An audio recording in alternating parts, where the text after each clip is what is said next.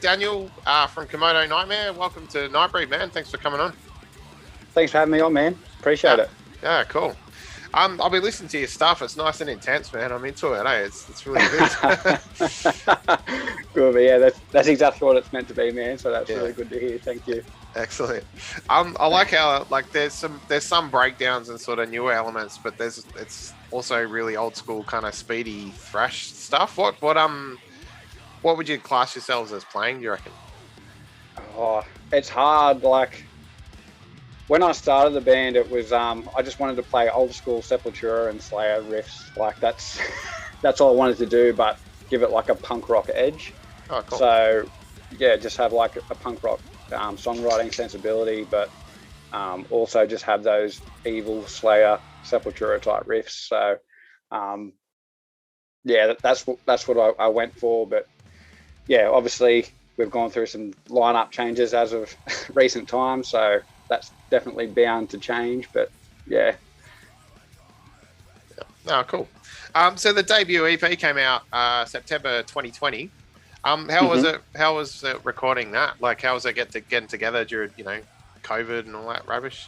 How'd you go? Funny story. So the EP really is just me doing everything by myself with a really good friend by the name of Midda. He's a well-known hardcore drummer from Newcastle, from a band from back in the day called Komodo Nightmare. And I just wanted to pretty much just like selfish musician, just wanted to get my vision out there and just, have something that I could, be proud of type thing. And I just knew he would be the guy that would be able to give me what I wanted for the songs. So it's very DIY, so just recorded all the guitars and bass at home, then went to Midda's studio, Tommy Rock in Newcastle, and he laid down the drums for me.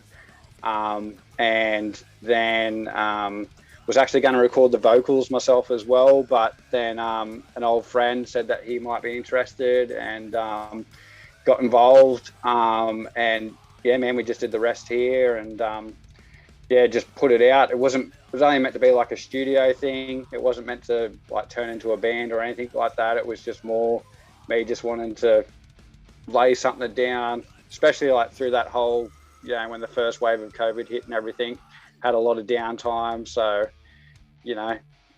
what do? You turn to music when you got time off. So, yeah. Yeah, cool. So did I hear that right? Did you do the guitars and bass and then the drums afterwards? Is that right? Yeah. So I wrote the drums just like with a drum program.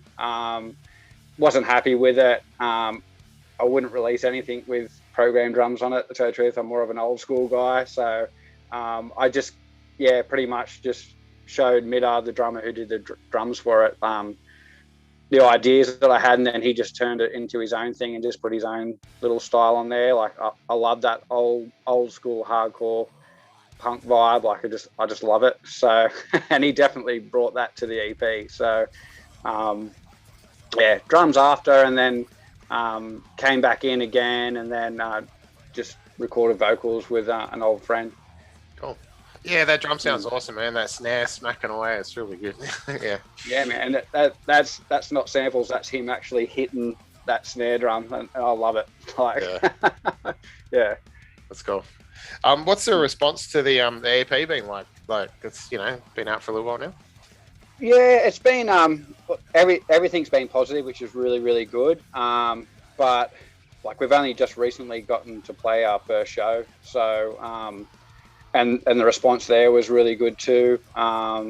So everywhere it's been, it seems to be more people overseas are interested in it more than people in Australia. So, but yeah, with there's only like 5 minutes worth of material there with all the songs that we've got, and with the new lineup, so we've got an actual lead guitarist on board now. We've got a new vocalist, a drummer, and a bass player who he's really been around since the start of it all. But yeah, we're kind of in writing phase at the moment, so it's now we're just like kind of trying to see like where we can push this to, and what the next step is. So it's a little bit hard because the singer and the drummer are actually from a metalcore band from Newcastle called Lycanthrope, and they're really good, and they're both very professional guys. Also, the lead guitarist is from a band called Blades of Horus, and the bass player is in my brother's band Hatescape, who we share. So, but yeah, everyone's really motivated and really really keen on putting their stamp on Komodo, which is really refreshing. So yeah, it's just a little bit interesting at the moment, but it's going to be great to see where it goes from here. So yeah, so the songwriting must be different, yeah, because if you started doing everything, is that other people bringing riffs now and that kind of thing? Oh yeah, absolutely. I can't keep up with Ivan, so he's a real guitar player. I'm just I just want to play thrash riffs. So. There's nothing wrong with that, mate. but yeah, he's definitely bringing a lot to the table, and he's pushing everybody. That the same goes for Jace, the drummer, and Dan, the new vocalist. They're a great inspiration. So yeah, it's really good. Yeah, awesome. So yeah, your songs are, like short bursts of intense energy. How long, or short, maybe I should say, was your first Komodo show, man? It was we had to pull a few tricks out, and put a couple of like extended pauses and things like that in, and a bit of crowd banter and things like that. But we stretched it out, I think, to about maybe 10-15 minutes, if that. With the new song, I think we've got about probably the new guitarist has written about 3, and I'm about 1.5 through what I've written, and so hopefully by the next gig we can give people a little bit more. But I think at the moment the main thing is just like getting something solid down with the new lineup, so we can come out and hopefully put on a good show for people. Yeah, cool. So your brother Paul from Hatescape put me onto you guys. He has his own band as well, Komodo Nightmare.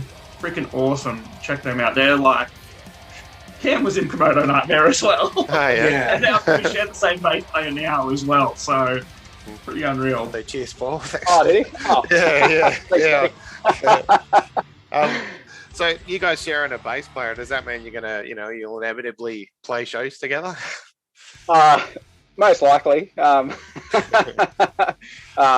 the same goes for Lycanthrope as well. Hopefully we can jump on a few of their shows. But hopefully. I would kind of like to see Komodo hopefully maybe crack a little bit more into the punk hardcore scene. I think we'll probably be a little bit more accepted there than possibly the metal scene. But we've played one show, and it's wearing time, so we'll see what happens anyway.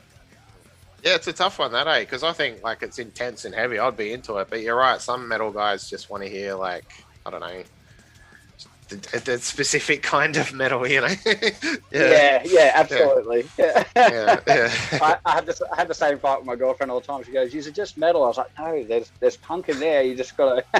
The riffs are metal, but there's still punk rock in there. So. Yeah, no, definitely. Talking about punk, you were saying you like playing Slayer and that kind of stuff. What kind of punk influences are you into? Like old school Misfits and things like that. A lot of the early DRI stuff before they became like a crossover thrash band. I like old school pop punk as well, like bands like the Descendants and things like that as well. Awesome, so I grew up as a metal kid, but for a good 5 to 7 years there, I just started hanging out with people that started turning me on to punk. And same goes for metal. Like when you get into metal, you go back and you want to see like why this band sounds like this, and you go through the history and everything like that. And just finding some of those veterans of punk and hardcore punk and things like that. Bands like Discharge and things like that as well. Like not having to have these 7-minute and Justice for All songs to prove a point. Like get to that money riff and just move on to the next type thing. So I really appreciate that kind of stuff. So cool, man. That's good. The little character, let's call him, I don't know, on the front, is that going to be Komodo Nightmare's like Eddie, like they're recurring? I think so. I think somewhere along the line he got named D-Bone or something like that. So I don't know where that came from, but everyone seems to really like that logo, so I can't see it going anywhere anytime soon. So we actually got what's the guy's name? Thrashwolf.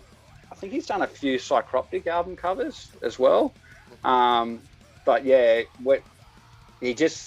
the idea that we gave to him and what came back was just amazing. We were just blown away. It was like, anything better than we could have expected. So yeah, really happy with the artwork. Cool. Yeah, D-Bone, did you say? D-Bone, yeah. Don't hold me to that, but I believe so. I think that's what we're going to call him. So cool. Yeah, I think it really fits well because like I skate and the playlist at the skate park when I'm cranking it, it's punk and metal. That's what it is, and I think that kind of sort of fits the look of that. Oh, cool, man. Yeah. That's good to hear, man. Yeah, cool. So you're saying you're writing at the moment. Do you still have any shows planned coming up? None scheduled indefinitely, and obviously with this new strain of COVID out there, who knows what's going to happen. So definitely open to doing more shows if we can, but there hasn't been any opportunities that have presented themselves so far. We're kind of a little bit all scattered as well. The lead guitarist and drummer both live in Sydney, and our vocalist lives in the Central Coast, and the bass player and I are kind of situated in the Newcastle, Lake Macquarie area. So we'll see what happens. But I think at the moment, the main thing is like making sure everyone gets to put their, stamp on the band. Because when we decided to actually turn this into a band, like I wanted to, make it clear, like I don't want it just to be my show, like, you know what I mean? Like I want everyone to bring their influences in and, make them feel like it's their band, because it is their band. So, yeah. Yeah, cool. How do you, I guess technology helps with writing and stuff, but how do you go jamming together living so far away from each other? Yeah, we can kind of meet halfway, which we've been doing. Sometimes we just come to Newcastle as well. So at the moment it's been like once a fortnight, whenever we can. And the lead guitarist has got his own setup, and same goes for me. So we just write our own riffs and things like that, and send them through to our drummer, and he comes up with his drums, and then we go from there and get in the room and start banging them out. Yeah, awesome, man. That's cool. So, do you have a date in mind for sort of, I don't know, having something wrapped up, or are you just kind of writing and see what happens? Writing and going to see what happens. I know Lycanthrope are in a bit of a pre-production mode at the moment, and they're working on an album. Later, Horus are in the same boat. So I think the cool thing is though that all those bands, they're all very different to what Komodo is, so it doesn't really intrude writing wise. So everyone's still doing their bit, and I would like to have something out. This is me personally, would like to have something out maybe at the end of the year, maybe the start of next year, but we'll just have to wait and see how it all pans out, I guess. Yeah, cool. Awesome, man. Oh, well, look, I look forward to hearing what comes next. And thanks for your time, man. It was good to chat. Thanks so much, man. Really appreciate it. Cool.